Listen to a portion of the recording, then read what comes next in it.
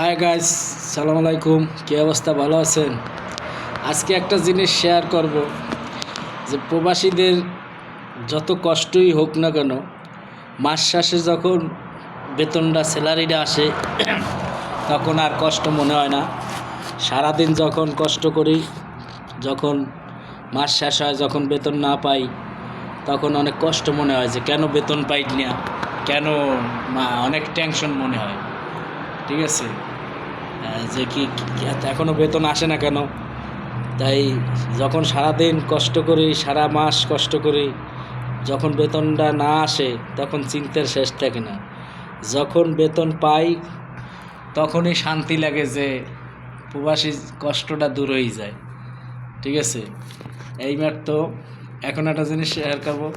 এইবার তো মালিক আসলো, মালিক আইসা টাকা দিল, এই টাকা স্যালারি দিল। স্যালারি কত দেখেন, স্যালারি দেখাইতেছি 500 টাকা।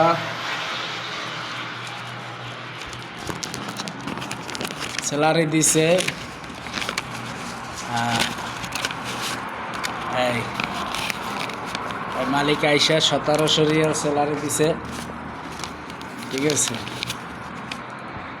এইবার তো আইসা 1700 রিয়াল স্যালারি দিছে।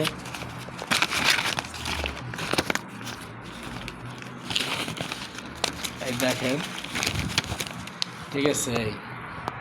যখন সারাদিন কষ্ট করি, সে কষ্ট সার্থক। বাংলাদেশের প্রায় 60,000 টাকা। ঠিক আছে, মাত্র 1700 টাকা, 60,000 টাকা এক মাসের স্যালারি। যখন এই এই এই প্রবাসীদের কষ্টই হয়েছে এই টাকা। এই টাকার জন্য সারাটা মাস কষ্ট করি, কিন্তু যখন স্যালারি না দেয় তখন অনেক চিন্তা মনে হয়। কিন্তু সেই স্যালারিটা পাওয়ার পরে যে মনটা যে কত খুশি হয়, ঠিক আছে, তা বইলা বোঝানো যায় না। এই এখন আমার স্যালারি দিয়ে গেল, এই মাত্র আমার মালিকে আইসা। এই আমার আগে বেতন ছিল 1400 টাকা, আসছি প্রথম দিন 1400 টাকা ছিল, তা এখন বাড়াইয়ে বকশিস 1700 টাকা দিয়ে গেছে। আলহামদুলিল্লাহ, মালিকের জন্য দোয়া করবেন, জানি তার মনটা আরও বড় হয়। সে অনেক ভালো মানুষ এবং সে আমার সাথে, আমার পরিবারের সাথে কথা বলছে এবং আমার সাথে ছবি তুলছে। ঠিক আছে, সে অনেক ভালো মানুষ। তার জন্য দোয়া করবেন, সে জানে আরও বেশি বেশি তার আল্লাহ রহমত করে, বেশি বেতন দেয়, বেশি বকশিস দেয়।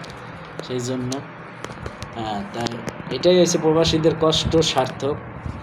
যে আর কি চাই, সারাটা মাস কষ্ট করি, কষ্ট করার পরে যখন টাকাটা এই হাতে আসলো, এখন আর কষ্ট মনেই হয় না। ঠিক আছে, তাই এই জন্য ভিডিওটা দিলাম যে এটাই হচ্ছে প্রবাসীদের ঘাম, রক্তের ঘাম ঝরানো টাকা। এই টাকা আয় করে দেশে যাব, মোবাইল 2টার বেশি চালাইতে পারবো না, এই রেফারেন্স এইটা ব্যাংকের মাধ্যমে পাঠাবো না, হুন্ডিতে যাবে টাকা। ঠিক আছে, প্রবাসীদের জন্য যদি সুযোগ না হয়, রেফারেন্স আমরা পাঠাই, রেফারেন্স যোদ্ধা, সেই প্রবাসীদের জন্য যদি সুযোগই আমরা না পাই, এই টাকা ডাইরেক্ট ব্যাংকে যাবে না, যাবে হুন্ডিতে যাবে। প্রতি মাসে এরকমের হাজার হাজার প্রবাসী আছে, কত রেফারেন্স দিতে আছে, কত টাকা দিতে আছে। যোদ্ধা, রেফারেন্স যোদ্ধা, সেই যোদ্ধারা যদি এই টাকা না পাঠায়, দেশ কিভাবে চলে দেখব। প্রবাসীদের নিয়ে তাই তামসা চলবে না। ঠিক আছে, সবাই ভালো লাগলে ভিডিওটা শেয়ার করবেন, লাইক করবেন। সবাইকে ধন্যবাদ। আমার জন্য দোয়া করবেন, আমার মালিকের জন্য দোয়া করবেন।